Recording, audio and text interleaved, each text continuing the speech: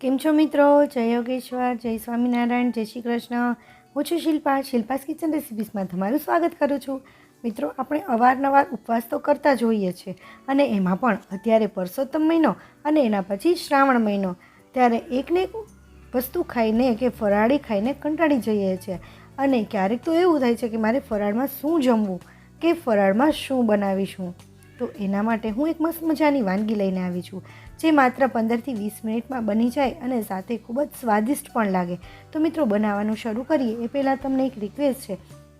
Recipe છેલ્લે સુધી જોયા પછી જો તમને ગમે તો એક લાઇક જરૂર કરજો, કેમ કે તમારી એક લાઇકથી મને નવી નવી રેસીપી બનાવી અને તમારા સુધી પહોંચાડવાનું મારું પ્રોત્સાહન વધે છે. તો મારું પ્રોત્સાહન વધારવા એક લાઇક જરૂર કરજો. અને નવી રેસીપીના નવા વિડીયો જોવા માટે ચેનલને સબસ્ક્રાઈબ ન કર્યું હોય તો સબસ્ક્રાઈબ કરી લેજો, જેથી નવી રેસીપીનો નવો વિડીયો તમારી પાસે તરત પહોંચી શકે. તો ચાલો બનાવવાનું શરૂ કરીએ.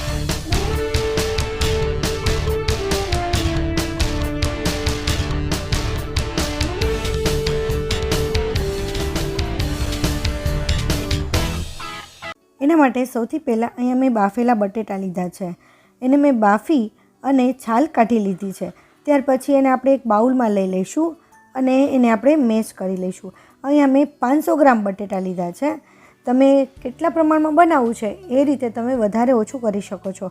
આ રીતે મેશરથી આપણે મેશ કરી લઈશું. જો તમારી પાસે આ મેશર ન હોય તો તમે કોઈ પણ કાંટા ચમચીથી પણ એને મેશ કરી શકો છો.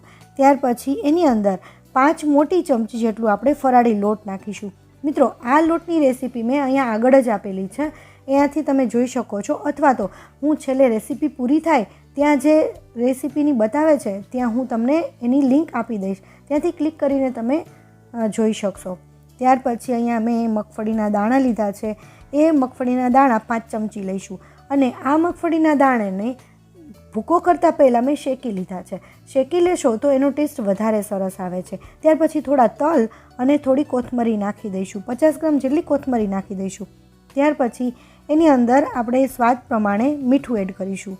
જો તમે સિંધાલૂણ ખાતા હો તો સિંધાલૂણ નાખવું, અને મીઠું ખાતા હોય તો મીઠું નાખવું. કારણ કે ઘણા લોકો સિંધાલૂણ ખાય છે, મીઠું નથી ખાતા. ઘણા મીઠું ખાતા હોય છે ને સિંધાલૂણ નથી ખાતા. તો ત્યાર પછી આપણે એની અંદર મરી નાખીશું, મરી પાવડર. અને ત્યાર પછી એમાં લીંબુનો રસ નાખીશું. મરી પાવડર જરૂર નાખજો, જેનાથી ગેસ પણ નહીં થાય.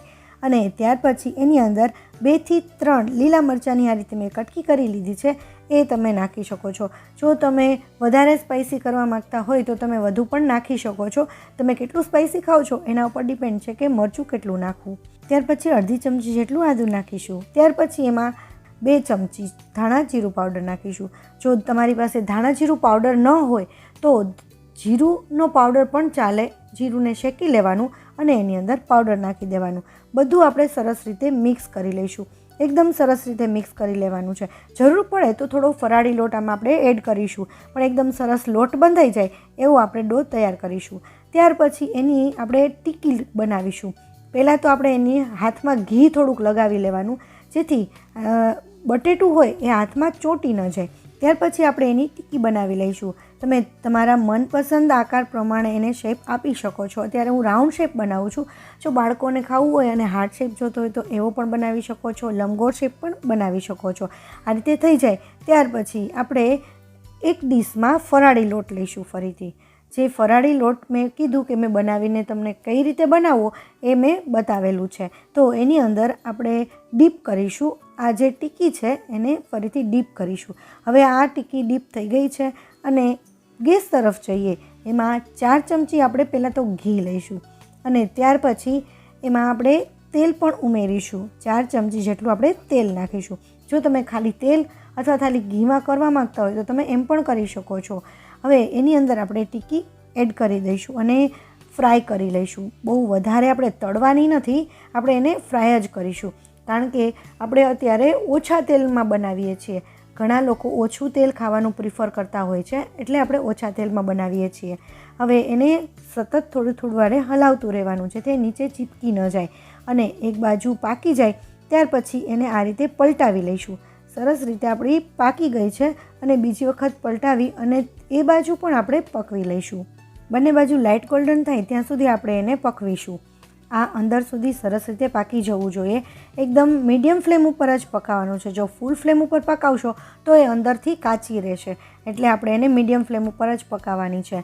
આપણી આ ટિક્કી છે એ પાકી ગઈ છે. એ ટિક્કી આપણે ખાવા માટે તૈયાર છે. તો મારે 500 ગ્રામ બટેટામાં લગભગ 11 જેટલી ટિક્કી બની છે. તમારે કેટલા માણસો છે અને કેટલા માટે બનાવવાની છે એ પ્રમાણે તમે વધુ ઓછું કરી શકો છો.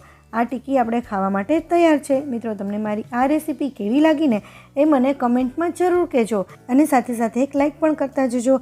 મિત્રો, તમારે બીજી કોઈ વાનગી શીખવી હોય તો એ મને કમેન્ટમાં જણાવજો. અને હા મિત્રો, હજી સુધી ચેનલને સબસ્ક્રાઈબ નથી કર્યું તો રાહ શેની જુઓ છો? આવા જ નવા વિડીયો જોવા માટે ચેનલને સબસ્ક્રાઈબ કરી લેજો. Thank you for watching. નવા વિડીયો સાથે આપણે ફરીથી મળીશું. ત્યાં સુધી બાય બાય, ટેક કેર.